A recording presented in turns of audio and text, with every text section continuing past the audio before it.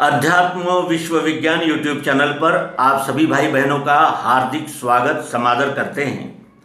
हम ग्रंथ परिचय इस श्रृंखला में श्री संत गुरुदेव नानक देव, श्री गुरुदेव नानक इनकी रचनाओं का आस्वाद ले रहे हैं और जप्पू जी साहब इस ग्रंथ का परिचय प्राप्त कर रहे हैं।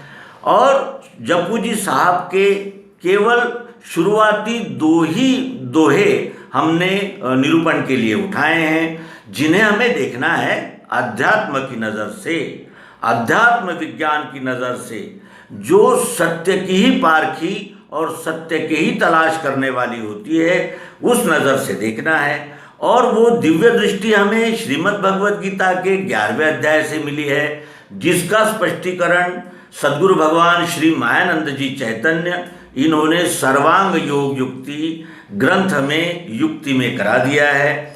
अब उस नज़र को लेकर हम सभी संतों और विभूतियों के साहित्य को खंगाल रहे हैं, जिसमें हमने श्री गुरु नानक जी का ये उपदेश चुना है, जप्पू जी। और जप्पू जी साहब में श्री गुरुदेव नानक जी ने कोई चरित्र नहीं लिखा है, उन्होंने निर्देशित किया है जो उन्हें अनुभव आया। अनुभव का अंतिम छोर होता है जानना, जानकर संतुष्ट हो जाना और संदेह रहित हो जाना। उस भूमिका में जो संत पहुँचते हैं तो वो क्या कहते हैं, आइए इस रचना में देखें। मंगलाचरण।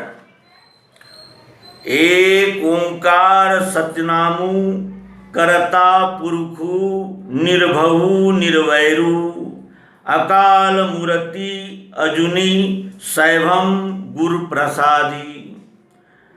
ओंकार सतनाम कर्ता पुरखु निर्भवु निर्वैरु अकाल मूर्ति अजुनी सैभम गुरु प्रसादी।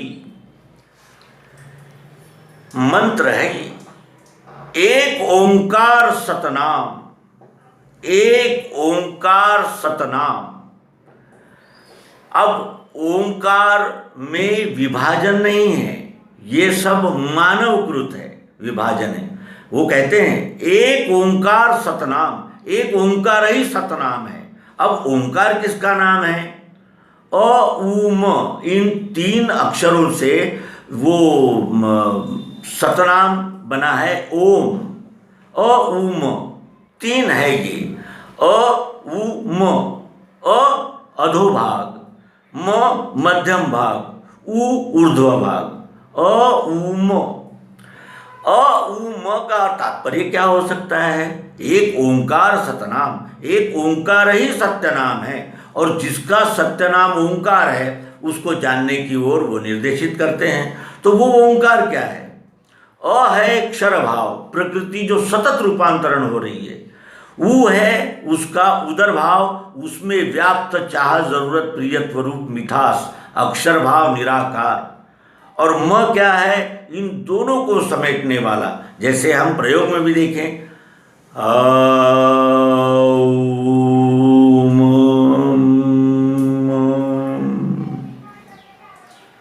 दोनों भावों को समेटने वाला म, ओम, ओंकार, अ उ म त्रिपुटी है। और वो कहते हैं कि एक ओंकार सतनाम, एक ओंकार ही सतनामु है। एक ओंकार सत्यनाम है किसका? इस विश्वरूप विधाता का। कर्ता पुरखु, करने वाला पुरुष यही है, पुरुषोत्तम, जो स्वयं ही दो विभागों में कार्य कर रहा है। कर्ता पुरखु निर्भव, वो निर्भय है, वो निर्भय है। तो तुम्हारा अंश भयग्रस्त क्यों है? जब आप निर्भय हो तो आपसे ही, आप में ही रहने वाला आपका ही अंश भयग्रस्त क्यों है? और वो तो कहते हैं कि एक ओंकार सतनामु करता पुरखु निर्भवु निर्वैरु। वो निर्भय है, क्यों? क्योंकि वही तो है, एक ही तो है, वो किससे डरेगा? निर्वैरु, उसका किसी से बैर नहीं हो सकता, क्योंकि सब उसी में है, उसी के रचे हुए है, और उसी के रचे हुए हैं, और वही तो है। जैसे ये नाक के बगैर हम नहीं हैं, नाक हमारा अंग है, हमसे ये नाक अलग नहीं हो सकता।